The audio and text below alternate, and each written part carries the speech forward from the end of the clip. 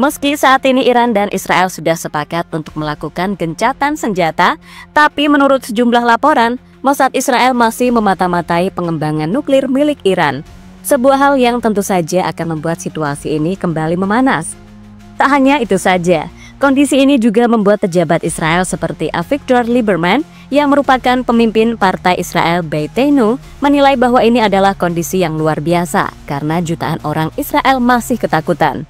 Apalagi setelah Amerika nggak mau lagi membantu mereka. Kini, Houthi secara bebas bisa menyerang Israel tanpa takut akan bombardir besar-besaran yang dilakukan oleh Amerika dan sekutunya Inggris. Alhasil, dalam waktu singkat, misil dari Yaman mulai mengganggu keamanan penduduk di Israel, mulai dari bandara yang membuat penerbangan Israel kacau.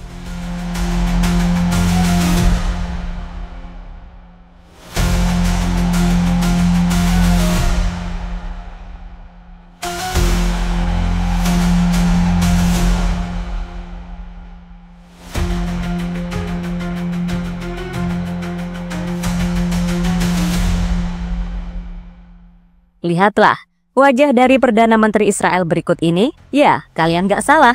Netanyahu nampak lelah, ia tampak terpukul dengan serangan yang dilakukan Iran. Sederhananya, ia mungkin gak nyangka jika Iran bisa menciptakan kehancuran yang begitu besar di Israel. Memiliki sistem pertahanan berlapis 7 yang katanya merupakan sistem pertahanan terkuat di dunia, Iran dengan rudal-rudal balistiknya ternyata mampu menembusnya. Gak cuman menembus sih, rudal juga mampu mengenai target dengan tepat, seperti Pentagonnya Israel, yakni fasilitas militer dan cyber militer di Tel Aviv, Kiryat. Kompleks benzin dan pipa minyak Haifa yang merupakan kompleks petrokimia terbesar Israel, area permukiman dan bangunan tinggi, termasuk Wall Street-nya Israel. Hingga Soroka Medical Center di Beersheba yang hancur oleh satu rudal balistik Segil, di mana terdapat fasilitas militer intelijen Israel di dekatnya. Semua itu dilakukan Iran dengan sangat terorganisir. Mereka membuktikan bahwa Israel bisa ditembus. Tak hanya sekedar menembus, rudal-rudal milik Iran juga telah menciptakan kehancuran terbesar dalam sejarah Israel. Ini sudah. Wow, bebatesiku.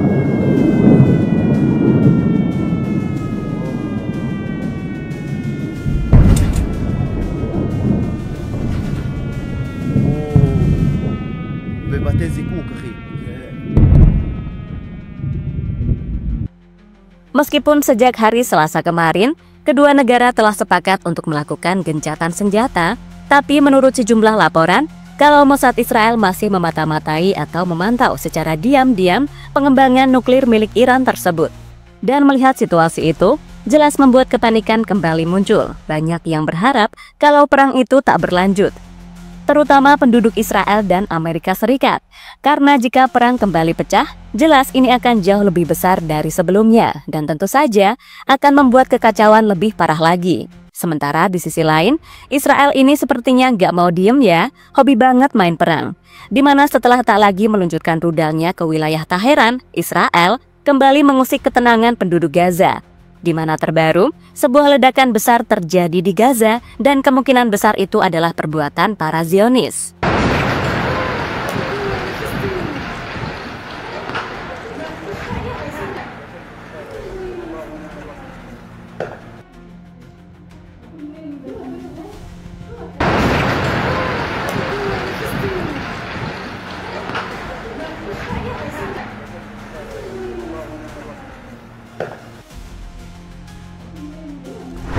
Penduduk Israel takut jika perang berlanjut. Ketakutan besar yang dirasakan oleh penduduk Israel sendiri membuat banyak warga negara Israel terkhusus yang memiliki paspor ganda pun mulai meninggalkan Israel. Banyak dari mereka mulai kembali ke negara-negara Eropa seperti Bulgaria, Polandia, Jerman hingga Prancis dan Inggris. Lihatlah, ribuan orang Israel meninggalkan wilayahnya dengan bus menuju perbatasan Mesir dan Yordania. Mereka keluar dari Israel melalui El Sheikh di Mesir untuk eksodus yang aman setelah bandara utama Israel ditutup akibat serangan. Sementara itu, konsultan Prancis mengatakan bahwa mereka bisa meninggalkan Israel dengan aman melalui Yordania juga. Ya, situasi di Israel saat ini memang mencekam, di mana kesedihan dan tangisan terpancar di wajah mereka. Salah seorang penduduk bahkan menceritakan bom-bom Iran layaknya tsunami ledakan yang menakutkan. It was like an airplane going above us with a big echo and a big whistle, and then we heard the boom. The boom was like from 1 to 100, it was 100. It was like a tsunami above us. The door of the shelter opened. The dog ran away from the field. Sementara itu, menurut laporan yang kami kutip dari Reuters, kondisi di Israel saat ini banyak warga dievakuasi, sekolah dan bisnis ditutup, penerbangan dibatalkan, alarm sirine menyala terus-menerus. Dalam interview, penduduk Israel menilai jika hari-hari mereka kini diliputi kecemasan. It's very dreadful.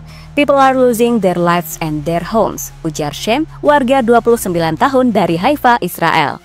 Banyak dari warga Israel kini pindah ke ruang bawah tanah, bunker, atau bangunan tahan bom.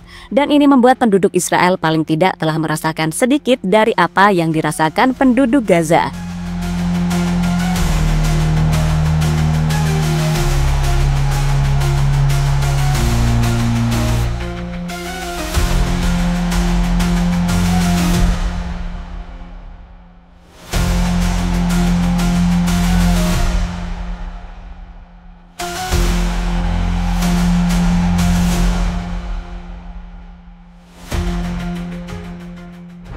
Iran gak mau mundur, kembangkan nuklir.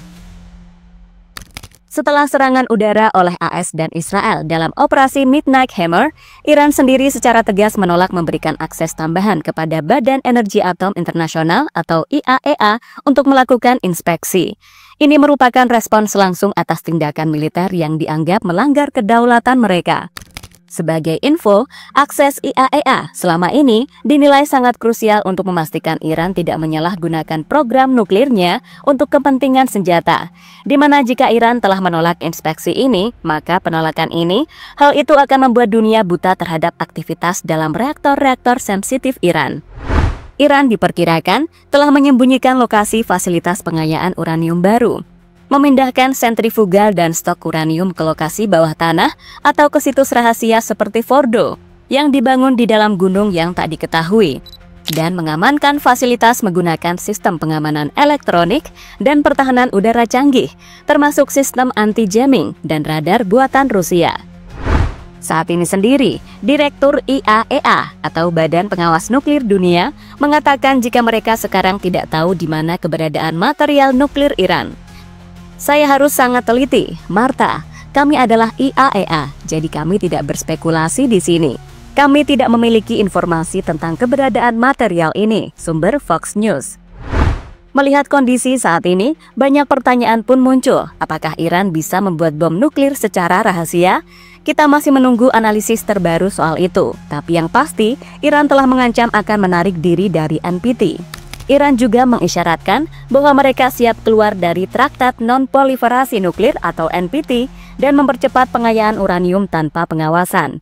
Menurut laporan dari Al Jazeera dan Press TV, keberhasilan menyelamatkan infrastruktur nuklir mereka menjadi momentum politik besar di dalam negeri Iran, di mana pemerintah memposisikan diri sebagai korban agresi Barat yang tetap bertahan.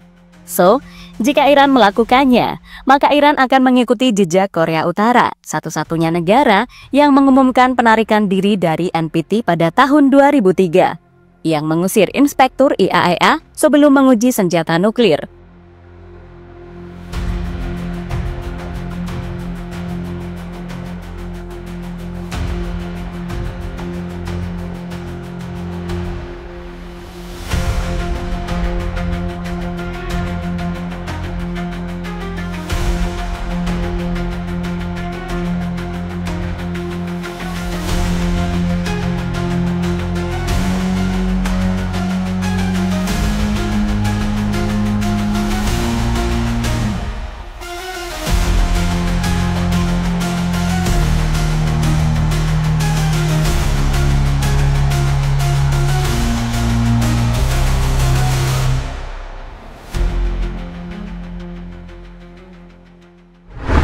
Dan terlepas dari apapun, pada akhirnya Operasi Midnight Hammer yang digembar-gemborkan sebagai sukses besar oleh Trump dan Pentagon kini ternodai. Maksudnya, ada indikasi bahwa itu tak sepenuhnya berhasil. Alih-alih menghancurkan fasilitas nuklir Iran, laporan anonim dari intelijen AS justru membocorkan informasi bahwa infrastruktur inti Iran tetap utuh dan bahkan telah dipindahkan dengan aman. Dan intinya, jika Amerika dan Israel masih mengusik ketenangan Iran, mereka nggak akan tinggal diam dan siap memberikan balasan yang jauh lebih besar dari sebelumnya.